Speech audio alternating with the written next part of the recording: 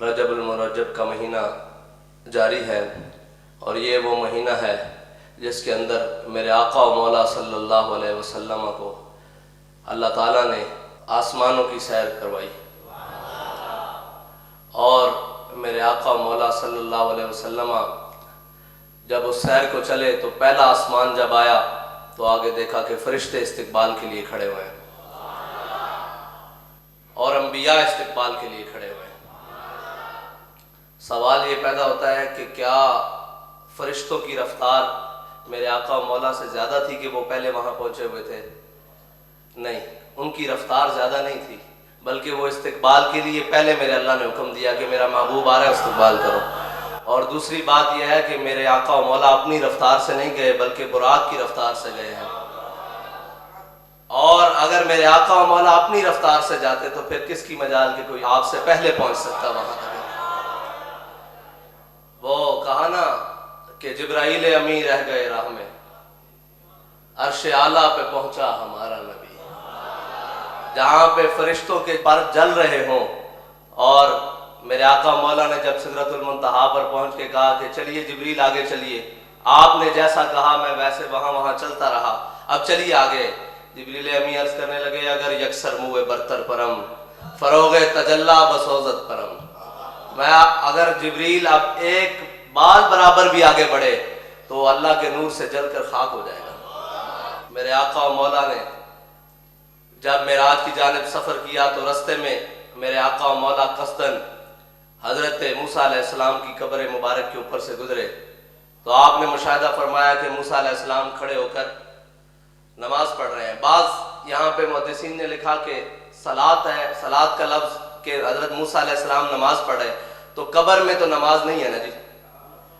تو پھر مفتی احمد یار خان نعیمی صاحب نے لکھا کہ حضرت موسیٰ علیہ السلام نماز نہیں پڑھ رہے بلکہ قرآن میں ان اللہ و ملائکتہ یصلون علی النبی، یصلون سے معنی مراد یہ بھی ہے کہ وہ میرے آقا و مولا صلی اللہ علیہ وسلم پر کھڑے ہو کر درود السلام پڑھ رہے ہیں۔ میرے آقا و مولا جب عرش اولا کی جانب بڑھے تو رستے میں میرے آقا و مولا کو جو مشاہدات کروائے گئے اپنی امت کے بارے میں، میرے آقا و مولا جب آگے بڑھے تو دیکھا کہ کچھ لوگ جن کے پاس ہانڈیوں میں پکا ہوا گوشت ہے اور دوسری جانب اس کے ساتھ بدبودار اور کچا گوشت بھی ہے، تو وہ لوگ ہانڈیوں میں پکا ہوا صاف ستھرا گوشت چھوڑ کر بدبودار گوشت کو کھاتے ہیں، پھر دوبارہ وہ گوشت ہانڈیوں میں آ جاتا ہے، پھر وہی صاف ستھرا گوشت بھی ان کے سامنے ہوتا ہے، اور پھر وہ بدبودار گوشت کی طرف بڑھتے ہیں اور وہ کھانا شروع کر دیتے ہیں۔ میرے آقا مولا نے فرمایا جبریل امین یہ کون لوگ ہیں؟ انہوں نے عرض کی یا رسول اللہ یہ آپ کی امت میں وہ لوگ ہیں کہ جو حلال چیزوں کو چھوڑ کر حرام کی طرف بھاگا کرتے تھے، جو اپنی حلال عورتوں کو چھوڑ کر حرام عورتوں کے پیچھے بھاگا کرتے تھے، اور یہ وہ عورتیں ہیں جو اپنے حلال مردوں کو چھوڑ کر حرام مردوں کے پیچھے بھاگا کرتی تھی۔ یہ ہے پہلا وہ میرے آقا و مولا کو جو مشاہدہ کرایا گیا زانیوں کے بارے میں۔ میرے آقا و مولا صلی اللہ علیہ وسلم آگے بڑھے، میرے آقا و مولا صلی اللہ علیہ وسلم نے دیکھا کہ جگہ ہے وہاں پہ پتھروں کے درمیان سر رکھ کر اوپر سے پتھر مارا جاتا ہے، پھر وہ سر درست ہو جاتا ہے، پھر پتھر مارا جاتا ہے، پھر وہ سر درست ہو جاتے ہیں، پھر پتھر مارے جاتے ہیں۔ میرے آقا و مولا صلی اللہ علیہ وسلم نے جبریل امین سے فرمایا جبریل یہ کون لوگ ہیں؟ کہا حضور یہ آپ کی امت کے بے نمازی ہیں جو جان بوجھ کر فرض نماز چھوڑ دیتے تھے، اور جو جان بوجھ کر فرض نمازوں میں کوتاہیاں کرتے تھے۔ میرے آقا و مولا صلی اللہ علیہ وسلم جب آگے چلے تو آگے جو دیکھا کہ ایسے لوگوں پر گزر ہوا جن کی زبانوں اور ہونٹوں کو لوہے کی کینچیوں سے کاٹا جا رہا تھا، جن کی زبانوں اور ہونٹوں کو لوہے کی کینچیوں سے، جہنم کے لوہے کی کینچیوں سے کاٹا جا رہا تھا۔ تو وہ جب کاٹ لیا جاتا کچھ وقت گزرتا پھر وہ دوبارہ اپنی حالت پر آ جاتے، پھر کاٹ دیا جاتا پھر اپنی حالت پر آ جاتے، پھر کاٹ دیا جاتا پھر اپنی حالت پر آ جاتے۔ میرے آقا و مولا صلی اللہ علیہ وسلم نے حضرت جبریل امین سے فرمایا اے جبریل یہ کون لوگ ہیں؟ انہوں نے عرض کی یا رسول اللہ یہ آپ کی امت کے وہ وائز ہیں جو کہا تو کچھ اور کرتے تھے لیکن اس پر عمل نہیں کرتے تھے۔ اللہ اکبر۔ لوگوں کو تو یہ کہتے تھے کہ نماز پڑھو لیکن خود نماز نہیں پڑھتے تھے، لوگوں کو تو یہ کہتے تھے کہ صالح اعمال کرو لیکن خود عمل صالح کی طرف نہیں جاتے تھے. لوگوں کو تو یہ کہتے تھے کہ سود سے بچو لیکن خود سود میں شامل ہو جاتے تھے. لوگوں کو تو یہ کہتے تھے کہ بے حیائی سے بچو لیکن خود بے حیائی کے اندر رغبت رکھتے تھے. ان کے ہونٹوں کو جہنم کی کینچیوں سے کاٹا جا رہا تھا.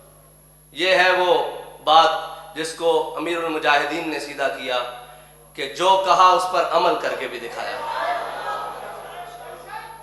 ہم نے اپنی زندگی میں جب آپ